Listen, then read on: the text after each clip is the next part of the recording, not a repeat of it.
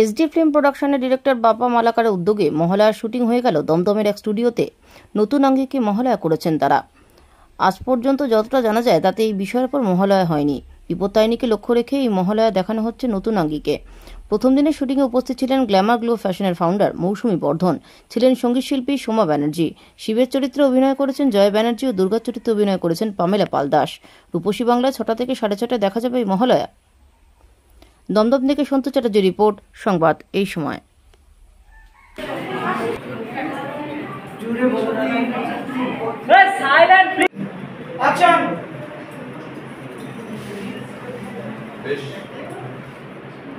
তাহলে মৃত্যু নয়, জীবিত অবস্থায় আমি আমার তপস্যার ক্ষমতা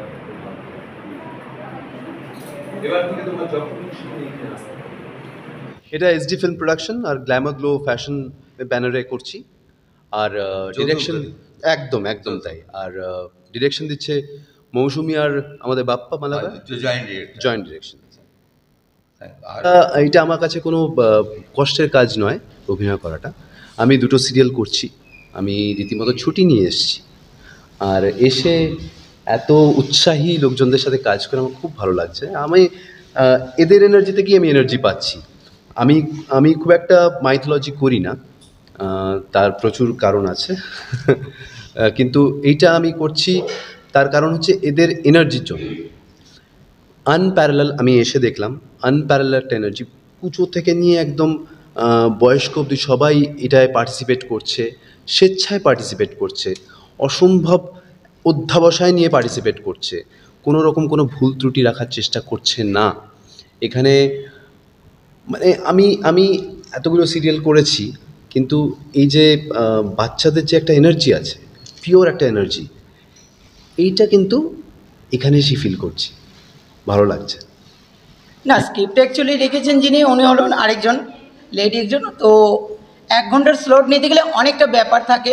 এখানে প্রত্যেক ছেলেমেয়েদের সমস্যা থাকে। দেখুন, এবার প্রফেশনাল কাজের যারা, ওরা কিন্তু ঠিকঠাক করে দেয়। আফটারঅল নতুন ছেলেমেয়ে নিয়ে কাজ করতে গেলে অনেক সমস্যা হয়, যেটা আমরা ফেস করছি। তো এটাই বলবো প্রত্যেক মা, আমি একটা কথা বলি, বাপ্পাকে কেটে ফেস করছে ঠিকই, সমস্যা না এলে তো সমাধান পাওয়া যায় না। কিন্তু অদ্ভুতভাবে বাপ্পার এটা প্রথম ডিরেকশনের কাজ। আমি বাপ্পাকে দেখে আর মৌসুমীকে দেখে একটু অবাকই হয়েছি যে এত বড় প্রোডাকশন নামাচ্ছে, সবটা দেখছে। মানে কে খাচ্ছে, কে চা খাচ্ছে, কে খাচ্ছে না, কার গরম লাগছে, কার মেকআপ হচ্ছে, কে শাড়ি পরছে, সবটা দেখছে ওরা। শুধু ডিরেকশনটা দেখছে না, ফ্লোরটা দেখছে, সবটা সামলাচ্ছে। আমি মানে সব ডিপার্টমেন্ট আলাদা আলাদা কাজ করে, কিন্তু আমি বাপ্পার মৌসুমীকে দেখে একটু I am taken a bit aback. বলতে মায়ের দেখুন সবাই নবরূপ দেখাচ্ছে, কেউ দেখাচ্ছে মা কালী চণ্ডী। আমরা একটু আলাদা চাইছি, নতুনত্ব। সবাই একই মহলে দেখতে কারোর পছন্দ হয় না। তো নতুনত্ব বলতে আমরা মা বিপত্তারিণী কাহিনী কেউ দেখায়নি, যেটা আমরা মা বিপত্তারিণী স্টোরিটা এনেছি। তাছাড়া আমাদের অনেক কিছু নতুন থাকছে। সবাই চ্যানেলে দেখবেন, রূপসী বাংলা চ্যানেল, সকাল 6টা থেকে 6:30 অবধি। দেখুন, প্রথমেই বলি যারা দেখছেন সবাইকে আসন্ন শারদীয়ার অনেক শুভেচ্ছা, অভিনন্দন। এখন পশ্চিমবঙ্গ যদিও একটু অস্থির রয়েছে, অস্থির সময়ের মধ্যেই আমরা শ্যুট করছি।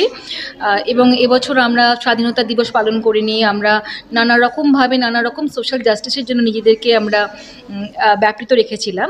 কিন্তু আপনারা সবাই জানেন, যখনই এইটা দেখবেন, যখনই আপনারা শ্যুট দেখবেন, শ্যুটের এই ভিডিও দেখবেন, নিউজ চ্যানেলে যাচ্ছে, তো অনেকেই মনে করতে পারেন যে এই দুঃসময়ের মধ্যেও আমরা শুটিং করছি।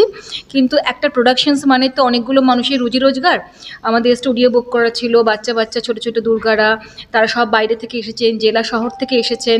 বাপ্পা মালাকার, যিনি যে আসাম থেকে এসে এত বড় একটা প্রোডাকশন নামাচ্ছে, এবং অন্যান্য অনেকগুলি টেকনিশিয়ান, মেকআপ আর্টিস্ট, প্রত্যেকের ডেট বুকিং ছিল। তাই আমরা কিছু করতে পারিনি, আমরা ডেটটাকে আমরা ক্যান্সেল করতে পারিনি।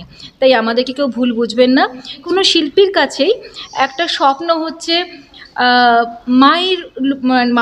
মা দুর্গা, বাঙালি হিসেবে তো মা দুর্গা আমাদের শ্রেষ্ঠ পূজা, শ্রেষ্ঠ উৎসব। আমরা সবসময় চাই মহালয়া একটা করা, যে যা শিল্পী জীবনে একটা মহালয়া চায়।